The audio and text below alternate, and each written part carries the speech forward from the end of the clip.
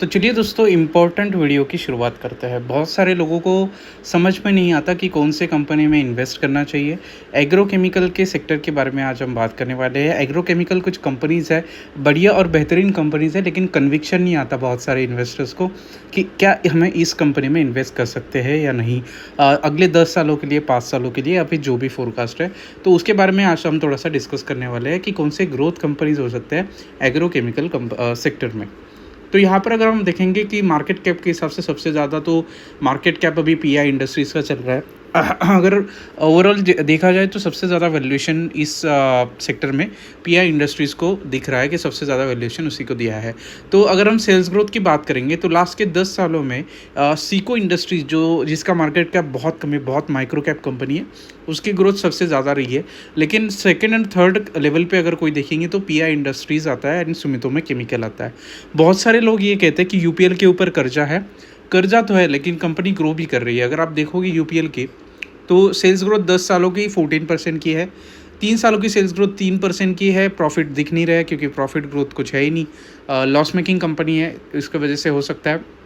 भारत रसायन एक कंपनी जिसके निगेटिव में सीएजीआर है प्रॉफिट के, तो ये भी आपको देखना इंपॉर्टेंट है। अगर कोई इन्वेस्टर भारत रसायन में इन्वेस्टेड है तो उनके भी कुछ रीजंस होंगे, लेकिन हम बात करेंगे आज पीआई इंडस्ट्रीज़ और सुमितोमो केमिकल की।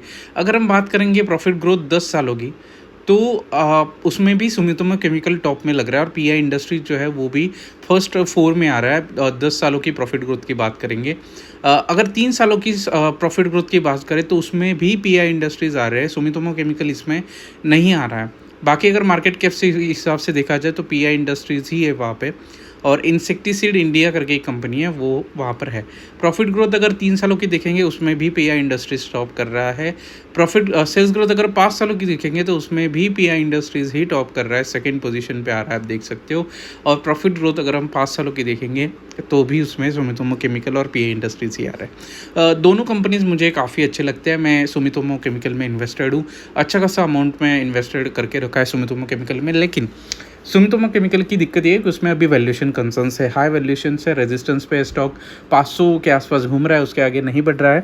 अगर बजट में अगर एग्रीकल्चर फ्रेंडली बजट थोड़ा बहुत आता है, पीपल या फिर कॉम से रिलेटेड फ्रेंडली अगर बजट आता है तो वहाँ पे उम्मीद कर सकते हैं हम कि पीआई इंडस्ट्रीज़ और सुमितोमो केमिकल को थोड़ा बहुत फ़ायदा होगा। कंपनी करती क्या है पीआई इंडस्ट्रीज़? आपको पता है एग्रोकेमिकल जैसे कि पेस्टिसाइड्स, इंसेक्टिसाइड्स होते हैं, उस तरीके की कंपनी यहाँ पर काम करती है। 2 मेजर इनके रेवेन्यू सेगमेंट्स है। 70% इनको एक्टिव इंग्रेडिएंट्स और इंटरमीडिएटरीज से आता है। बाकी सेल ऑफ फॉर्मुलेशन से आता है। कंपनी का वाइड पोर्टफोलियो केमिकल का, इंसेक्टिसाइड, फंगिसाइड्स और हर्बिसाइड्स आप देख ही सकते हो। ग्लोबल प्रेजेंस 30 कंट्री में, मैन्युफैक्चरिंग फैसिलिटीज़ और डिस्ट्रीब्यूशन नेटवर्क ज़बरदस्त है। R&D भी कंपनी बहुत ज़्यादा करती है। रेवेन्यू विजिबिलिटी अगर हम देखेंगे, थोड़ा सा डिटेल में जाएंगे, थोड़ा सा रेवेन्यू एक्विजिशन इसने किया था बीच में, आप देखेंगे $1.5 बिलियन का इसका ऑर्डर बुक है, मतलब ऑर्डर बुक भी स्ट्रांग है कंपनी के पास। 58,000 करोड़ का मार्केट कैप है। रिटर्न ऑन इक्विटी 21% की है, जो कि अच्छी बात है। अगर हम देखेंगे डेट टू इक्विटी कम है और अच्छी बात है। इंडस्ट्री का पी 41 है और करंट पी जो है कंपनी का वो 34 है, तो अंडर वैल्यूड आप इंडस्ट्री के हिसाब से बोल सकते हो। बहुत ज़्यादा अंडर वैल्यूड है, अपने मीडियन के भी अब नीचे स्टॉक चला गया है। तो इन्वेस्ट करने के लिए पीआई इंडस्ट्रीज बेस्ट स्टॉक अभी मुझे लग रहा है। भले उसमें मोमेंटम नहीं होगा लेकिन अभी बड़ा पैसा डालने का मौका लग रहा है। बाकी कोई बाइंग सेलिंग रिकमेंडेशन नहीं है, आप अपने एडवाइज़र से पूछ सकते हो। अगर मैं बात करूँ क्वार्टरली रिजल्ट्स की, तो आप यहाँ पर देख सकते हो 2021 में 180 करोड़ के नेट प्रॉफिट्स थे इनके, और अभी इनके तकरीबन 370 करोड़ के नेट प्रॉफिट्स है। हाल ही में इनका थोड़ा सा नेट प्रॉफिट मार्जिन डाउन हुआ है, मार्जिन में इम्पैक्ट हुआ है। सेल्स देखेंगे तो 1000 करोड़ के हुआ करते थे, आज 1700 करोड़ के सेल्स है। टॉप लाइन ग्रोथ ज़्यादा इसमें दिखाई नहीं दी। क्वार्टर की बात करके 2013 में इसके 1000 करोड़ के सेल्स हुआ करते थे, आज इसके 7000 करोड़ के सेल्स है। 10 सालों में 17% का इसका सीएजीआर है सेल्स का। नेट प्रॉफिट देखेंगे तो 97 करोड़ के हुआ करते थे 2013 में, आज 2024 में 1600 करोड़ के नेट प्रॉफिट है। प्रॉफिट ग्रोथ अच्छी है, नेट सेल्स ग्रोथ 10 सालों की अच्छी है, 5 सालों की भी सेल्स ग्रोथ और प्रॉफिट ग्रोथ अच्छी है, 3 सालों की भी ज़बरदस्त है। और जो इसकी फोरकास्टेड अर्निंग है वो भी मैं आपको दिखाऊंगा, उसकी भी अच्छी ग्रोथ नज़र आ रही है इन्वेस्टर्स को, और जो ब्रोकरेज फर्म्स है उनको भी। 2017 में प्रोमोटर के पास 51% का स्टेक था, तो जो 2024 में 46% रहा है, तो स्टेक यहाँ पर ट्रिम हुआ है। प्रोमोटर से फॉरेन इंस्टीट्यूशनल इन्वेस्टर्स यहाँ पर अभी भी होल्ड करके रखे। जो डोमेस्टिक इन्वेस्टर्स है वो 13% से 24% तक लेके आए, तो बढ़ चुका है इनका डोमेस्टिक का। पब्लिक का 12% से 9% हुआ है, स्ट्रिंजेंट है। मतलब वही के वही रहा है, आप यहाँ पर देख सकते हो। अगर मैं यहाँ पर आपको डिटेल में बताना चाहूँ कि कितना एग्जैक्टली यहाँ पर एक तरीके से नेट प्रॉफिट बढ़ रहा है या फिर फोरकास्टिंग बताऊँ मैं पीआई इंडस्ट्रीज़ की। सुमितोमो केमिकल की बात कर, हाँ मैं आपको बताता हूँ उसका वैल्यूएशन का कंसर्न है। सॉरी पीडीलाइट खुल गया है, ये पीआई इंडस्ट्रीज़ ये रहा।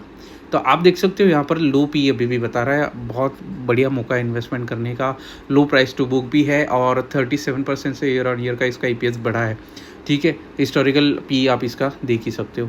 बाकी स्ट्रेंथ और वीकनेस के ऊपर बात करने से अच्छा आप देखो सकते हो फोरकास्ट जो इसका 5,500 तक इसका भाव जा सकता है। बाइंग रिकमेंडेशन 70% जो एनालिस्ट है वो बोल रहे कि बाय करो, ये इसका रिटर्न्स का रेशो है।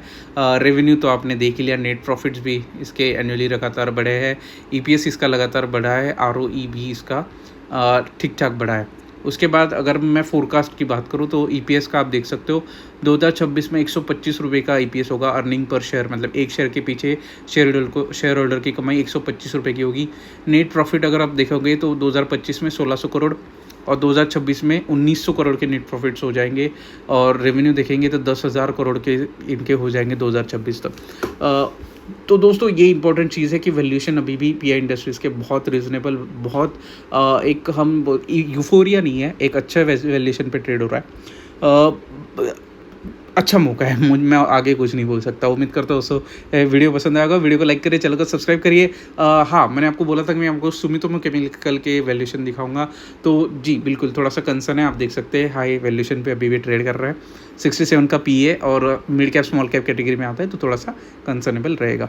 उम्मीद करता हूँ दोस्तों वीडियो पसंद आएगा। वीडियो को लाइक करिए, चैनल को सब्सक्राइब करिए। बाकी मिलते हैं दोस्तों अगले वीडियो में, तब तक के लिए जय हिंद।